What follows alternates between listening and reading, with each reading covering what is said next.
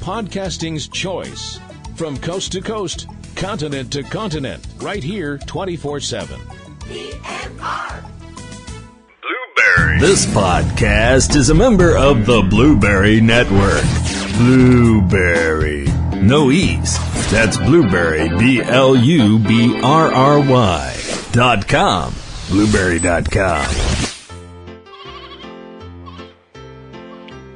This podcast is a proud member of the Lamb Podcasting Network. Find the network at largeassmovieblogs.com.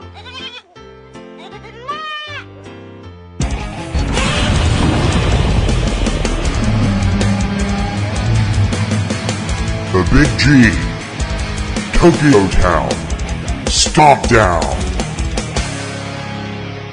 Greetings, everyone. Hi. We are back with day 18 of the Tokyo Town StompDown, Big G Tokyo Town StompDown from Subject Cinema, eCinemaOne, and Kaiju Corner. I'm TC Kirkham. Hi, I'm Kim Brown. And today is May 18th, 2019. It is, in addition to 18 days of Godzilla, out of 31 days we're doing, it's also Eurovision Finals Day. Yep.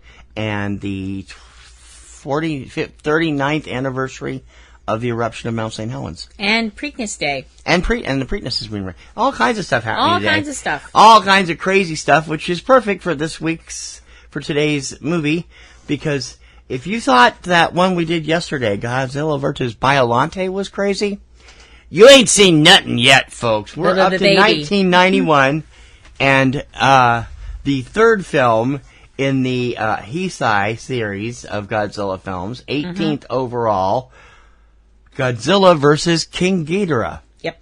Okay, I haven't seen this one either. She has. I'm like reading through this thing on Wikipedia, and I'm going, what the actual beep are you talking about? Okay. All yours. I kind of wonder if between Godzilla vs. Biollante and Godzilla vs. King Ghidorah, I kind of wonder if the writers were just kind of sitting there going, let's see who can top who. Well, they went. They consciously made the effort here because Biollante bombed at the box office to go back to the old stuff with the old familiar foes. Yes. And they did so in ways that were influenced by what they saw was the cause for Biollante bombing, which was the Japanese release of Back to the Future 2. Yeah. So that'll make sense in a minute. Yeah. Basically, this film is what happens if you take a Godzilla movie, Back to the Future 2, and The Terminator, and throw it all in a blender and hit frappe. You wind up with this film. Which is weird. And a little bit of a little bit of Jurassic Park, which would be a little bit of Jurassic Park is a little bit of Jurassic Park as well. 6 months later, yeah. It begins in 1992 with a science fiction writer who is writing a book about Godzilla, because that makes sense. And he finds out about an incident that occurred during World War II, where a group of Japanese soldiers that were under siege by a group of American soldiers, they were saved by a dinosaur. Okay. A dinosaur. A dinosaur. In 1940 something. 1944, okay. Yes. Right. Sure they were. Now, of course they were. Before we go any further, time out for a second. This is Kim stepping away from the plot for a minute. I have to be honest, as an American, watching a film made in Japan by a Japanese studio and stuff like that, and watching the film where you're supposed to be cheering for the Japanese feels very awkward. I'm just saying. Particularly with that particular instance. Japan was one of the members of the Axis. Yeah. It felt exceedingly... You're supposed to be sympathetic toward the Japanese characters, and I'm sitting there going, I'm really uncomfortable right now. Yeah. But... This movie got slammed for its anti-American sentiment. So did Biollante, so... Well, yeah. But it wasn't... I didn't think it was as bad in Biollante as it did in this one. I was actually sitting there going, okay, this is just very uncomfortable. Okay. So, anyway...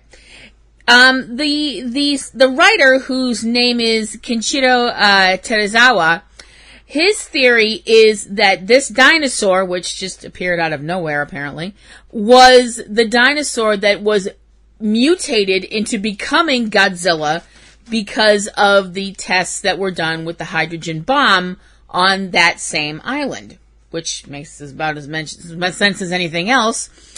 And No, it doesn't. Well, I'm trying to be, like, you know, lenient about the rules and stuff like that. Okay. I mean, we just got done with a movie where Godzilla battled a mutated plant, for crying out loud. Okay, fair enough. Let's just work with that, okay? He has an interview with a businessman named Mr. Shindo, who was the commander of the soldiers on that island. And Mr. Shindo says, yes, that did happen. It happened just that way. Now, while all of this is going on, everybody else's attention is diverted to something else, which is the landing of a UFO on Mount Fuji. Now, naturally, the populace gets all stirred up by this, and the army goes and checks it out because, aliens. And they wind up being, the aliens show themselves, and they're not like, 8-armed boogity monsters or anything like that. They're humanoid looking, and in fact, they are human. Yeah. Well, they're not all human. One of them is an android named M11. Okay, fair enough. The aliens say that they are called Futurians, and they explain that they are human beings, in fact, and they are from the year 2204. And 2204 is not a good time to be alive, apparently, because according to these people, Godzilla has completely wiped out Japan by that point. So these people have obviously come from a time where there's all kinds of technological marvels and stuff like that. And really their UFO is a time machine. And they have come back in time. They're going to go back to 1944, and they're going to take the dinosaur off the island before the hydrogen tests, so the dinosaur won't mutate into Godzilla. Makes sense. So to prove that they're telling the truth, one of these Futurians, a woman named Emmy, shows a copy of Teruzawa's book, which he hasn't finished writing. So, he's like, hey, this is my book. And they're like, yes, we know, you already wrote it. No, I didn't. And it's, it's like that kind of, I hate time travel stuff. It gives me a real big headache. So the Futurians and the writer and Miki Sagesua and a professor named Mizaki, go with the Futurians, and they go back to 1944, and everything happens the way that they, that it did happen, with the Americans showing up, and, they're fighting the Japanese, and the dinosaur shows up, and the dinosaur attacks the Americans and winds up killing a bunch of them, because reasons. And the Navy, the American Navy, bombs the dinosaur, and it heads off to sea because it's been injured. So the android uses a teleportation device and takes the dinosaur from Lagos to the Bering Strait. And before they Wonderful. Somewhere near Alaska. Awesome. So before they head back to the present, which in this film is 1992, the Futurians leave behind, and they do it secretly. They don't do it like we're leaving these. They leave behind these little cute creatures. I mean, there's 3 of them, these little cute looking little kind of mogwai gremlin looking things. They're called Dorats, and they leave them on Lagos.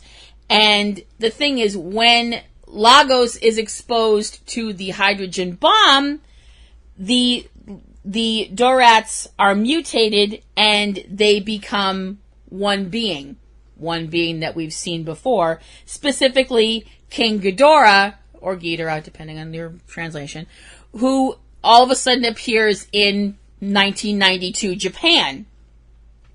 As it turns out, the Futurans have been lying, and this has all been a big ruse.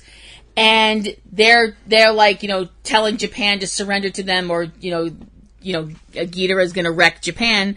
And the Japanese government is all like, F you, we're not doing it. One of the Futurans, the woman Emmy, she feels bad about this whole plot, and she goes to Terazawa and tells him what the Futurans' actual motives are. As it turns out, in their future, the one they came from, Japan has become the big economic bigwig on the planet. It's, more powerful than China, more powerful than Russia, more powerful than the United States. So the Futurans went back in time and to try and alter history, because that always works out really well. Except in Endgame, which it actually did work out well. And their whole thing is they're trying to prevent, spoilers, sorry, and they're trying to prevent Japan from becoming this economic superpower by creating King Ghidorah and having King Ghidorah destroy 1992's Japan, because that will muck the timeline all up. They planned, the other part of their plan was that they wanted to completely eradicate Godzilla from the timeline so he won't be a threat, because he's Godzilla and being a threat is kind of what he does. Emmy is forcibly brought back to the time ship. I'm calling it a time ship because I'm not calling it a UFO. By the android M11, and she winds up reprogramming the android so now it's on her side, just like in T2. So with the android's help and also with Serizawa's help, she now the thing is, all of this time when the Futurans have brought King Ghidorah to the present, they're controlling him. And now with the help of the writer and the android, Emmy, messes with the controls that they're using to control King Ghidorah. So now nobody's controlling King Ghidorah. This seems like a very stupid idea, but what do I know? I didn't write this movie. Because if I did, there wouldn't be any of this time travel crap going on, that's for sure. So they come up with the idea that since Godzilla no longer exists, they're going to recreate him, I guess. I'm not entirely sure how to word that right. So what they're going to do is they're going to use the nuclear sub. Mr. Shindo is going to use, because he has a nuclear submarine because he's rich, because reasons. And they're going to recreate Godzilla.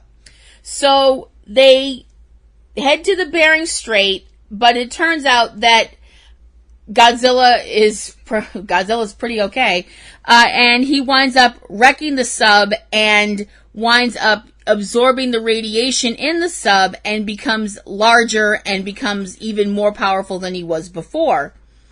And as it turns out, the reason why he's already so powerful is that they didn't do their research. They didn't do their research and forgot about the plot device. Hello. Sheep in the big city joke again. Anyway. I beat you to it. Ha ha ha ha ha.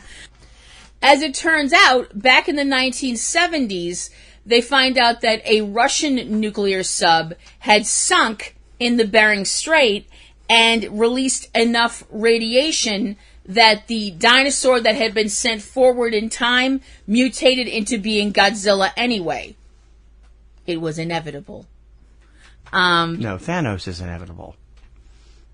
Ooh, Thanos versus Godzilla. That would be an awesome movie. Holy cow. Don't give them any ideas. That would be amazing. Marvel, get on that. Next. So Godzilla shows up in Japan, and now he's, like, surprised, pissed, and he winds up, the second he and King Ghidorah lock eyes, eyes. He's got three heads. What do you want me to do? What do you want me to do? So the battle's on there.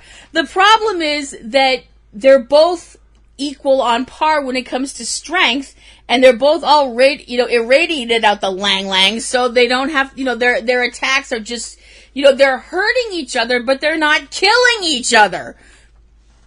So Godzilla finally figures out, hey, I'm not entirely sure how he figured it out, but he's smarter than he looks. He blasts Ghidorah's middle head off. Gone. And before he completely kills Ghidorah, he wrecks the time machine, UFO, whatever it's called, killing the people from the future, which I'm sure would muck up stuff in the past, because wouldn't their ancestors cease to exist? Ow. And the thing is, now Godzilla's like, okay, well, I've wrecked that. What else do I have to do? Oh, yes, Tokyo's still standing. Be right back. And Godzilla proceeds to start trashing Tokyo. So, Emmy winds up going to the future with M11 and returns back to 1992 with another King Ghidorah. Mecha King Ghidorah, because that's not awkward. So, this is a Ghidorah that has been enhanced by cybernetics. What? Uh-huh. Why? Why? Because. Why? Reasons. In the name of all that's good and decent, why? So the cybernetic version of King Ghidorah is apparently under their control, I guess, and winds up hitting Godzilla with all of these energy beams, which do, wait for it, nothing! Yeah, I gather they're trying to get Godzilla away from Tokyo at this point. Right. Which do exactly jack beep.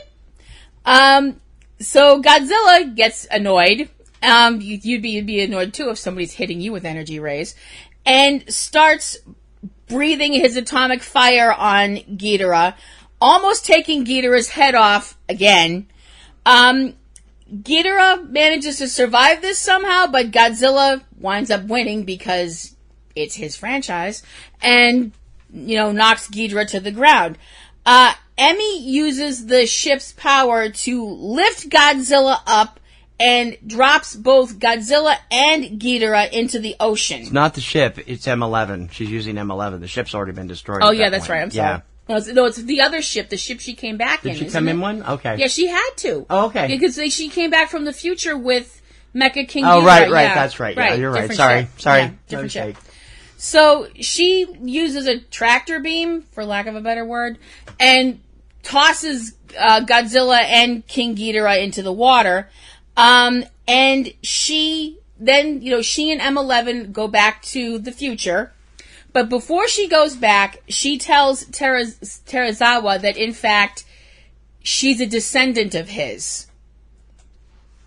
Ow. Mm-hmm. Which I would think violates a whole bunch of laws of, you're not supposed to tell stuff like that. But well, that depends on what laws. It depends on each one. Like they said in the Endgame, those rules are right out the window. Yeah.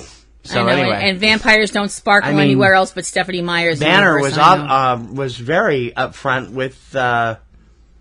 It's been long enough now. The ancient one about what was going on. So obviously, yeah. Okay. So we cut to the bottom of the sea, and Godzilla wakes up. He's not dead, duh. And gives a triumphant roar because he can do that underwater, and probably scared every fish within 50 miles, roaring over Ghidorah's corpse and swims off. The end.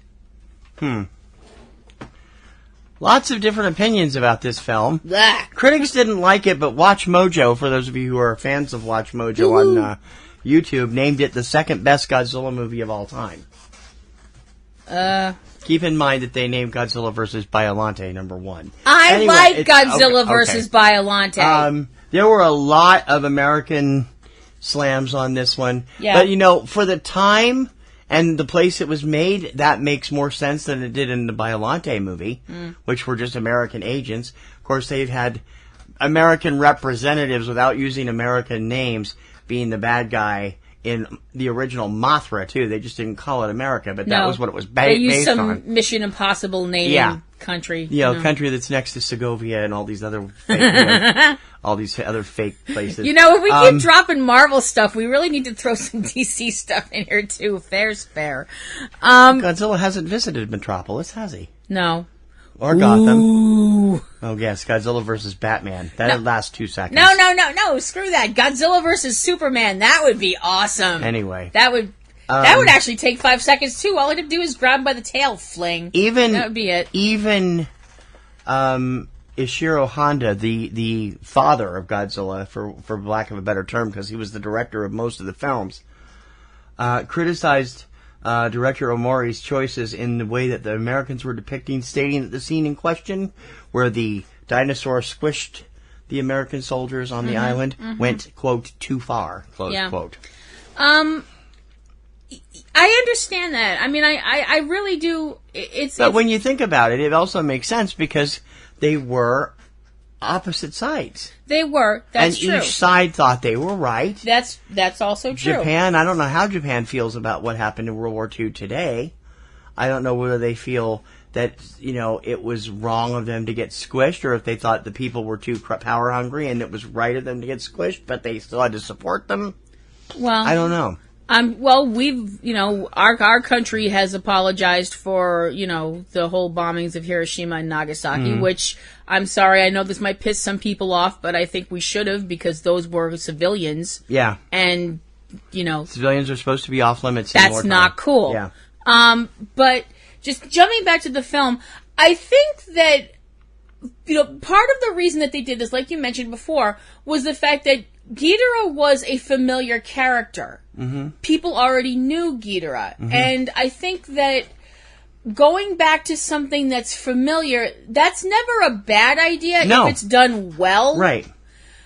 The whole thing that, Ghidorah's from the future and blah, blah, blah and all that stuff, that was a little bit like, what? Well, it was again, that all too familiar term, reboot. Yep. Rebooting the entire thing. Retconning the whole thing. Well, not necessarily, because we still prefer the older films, so it's not necessarily retcon. They just rebooted retconning. They rebooted it in the same way that Star Trek Abrams rebooted the Star Trek universe. It's not a retcon, it's a retelling of a different timeline. I get. Well, what I was trying to say was that they retconned Ghidorah's origins, because all of the other things... Yeah, that's true. All of the other films, the previous films... But that origins may not have been the origin of that character in this timeline. No, that's fair. We're talking multiple timelines here. No, that's again, we go back to Star Trek, Avengers, a whole bunch of other stuff. So anyway. Yeah. Ow. Back to the Future. I'm not saying the fight scenes in this film are great. They're really awesome. There is more emphasis on the monsters because, let's be perfectly honest with ourselves, that's why people go to these movies. That's why I go to them. That was one of the complaints that was made about Biollante, is that they were too interested in the characters, spent too much time building up the characters and not enough building up the monsters in that film. Well, I actually think that you should rephrase that a little bit. The monsters are characters too. But what I'm saying is... The human characters. But but what I'm saying is that they did not... They took more time than they ever took in any Godzilla film previously to build up the backstories of the human characters in that film, and the fans didn't like it. Until Shin Godzilla. Oh, God, don't bring that up, please. I'm sorry, I just really can't stand that film. Sorry. I walked out of... I'm sorry, I know some people out there are now supremely pissed off at me, and if you liked it, great. It did not have that. I walked out of that film mostly film critics. I walked out of that film feeling like my soul had been scraped out by a melon baller. But getting back, and we saw that on the big screen. So getting back to this film, and I got to be perfectly honest, Mecha King Ghidorah, while that is kind of awkward, he looks badass. MKG. It's. Ghidorah is one of my favorite monsters besides Godzilla anyway, simply because he looks so freaking cool. You're going to love the new movie, then. It's a giant golden 3-headed dragon. I mean, crying out loud, could you get more awesome? Yes, you can, apparently, when you stick a bunch of, robotic parts on it. Because it is definitely one of those, like, holy crap, what did they do to him moments? Yep. But, I mean, this isn't bad. And like I said, the fight scenes are great. Mm-hmm. But the time travel stuff, wow. Godzilla's going to take on another of his classic enemies and sometimes allies in the next film in this new rebooted series, as we spring toward tomorrow. Boing. And Godzilla vs. Mothra from 1992. Yep. And that one and the following film were both directed by Takeo Okawara, so they've switched directors. And, of course, all of this great 31 Days of Godzilla stuff is being brought to you in celebration of the upcoming movie from Legendary Films and Studios, Godzilla King of the Monsters, starring Stranger Things' Millie Bobby Brown and Kyle Chandler and Vera Farmiga and Ken Watanabe and David Strathairn. So it's going to be awesome, and we can't wait to see that. Until then, every day this month you can catch a new Godzilla film right here. And, of course, Kim's wonderful Patreon show, Kaiju Corner. New show about every 2 weeks, sometimes every 3 weeks, with new kaijus and a full-length analysis of the films. And not just Toho. No. Also Toei and other countries that make kaiju films. As I keep going with this, and hopefully as people listen to it and tell me that you'd like to hear more. But you gotta listen to it. You gotta be on Patreon at $5 a month member. I am going to be looking at kaiju films from all around the world as we keep going. And that does include America. I mean, we don't think of them as kaiju films, but, America's had their share of giant monster movies. Just in the last few years, we've had several kaiju films in America, including Cloverfield and the Pacific Rim movies, and it's going to be I mean, they actually call them kaiju in Pacific Rim, for crying out loud. So it's going to be fun. Hopefully come check those out. Until tomorrow, though, for the Big G, Tokyo Town StompDown, I'm TC Kirkham. I'm Kim Brown. Keep stomping. We're getting there closer and closer to the 31st. So excited! You've been listening to the Big G Tokyo Town StompDown from Subject Cinema, Kaiju Corner at eCinemaOne.com.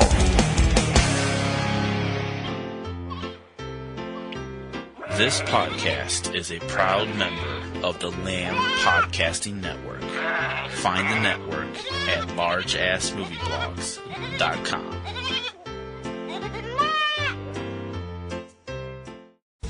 Podcasting's choice. From coast to coast, continent to continent, right here 24/7.